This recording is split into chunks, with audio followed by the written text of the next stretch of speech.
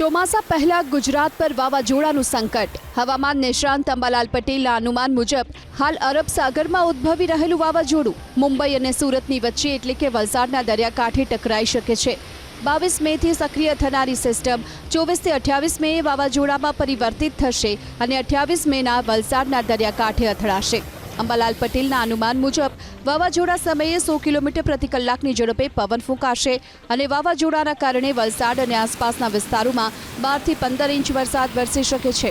ન માત્ર દક્ષિણ ગુજરાત પરંતુ મધ્ય ગુજરાત અને સૌરાષ્ટ્રમાં પણ ગાજવીજ સાથે મુશળધાર વરસવાની આગાહી કરી છે અંબાલાલ પટેલે।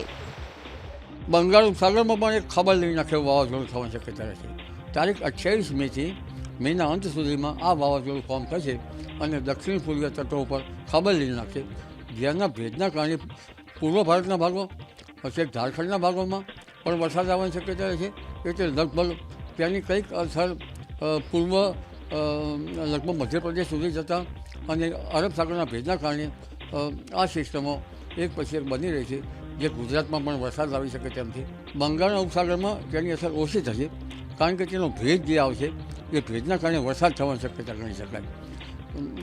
જ્યારે બંગાળ ઉપસાગર અને અરબ સાગરનો ભેજ લગભગ જ્યારે ભટકાઈ પડતો હોય છે તે ભાગમાં વરસાદ થવાની શક્યતા રહેશે અને એક ટ્રફ લાઈનો છેક લગભગ રાજસ્થાનથી લઈને બંગાળ ઉપસાગર સુધી બનવાની શક્યતા રહેશે અને આ ટ્રફ લાઈનના કારણે વરસાદ થવાની શક્યતા રહેશે।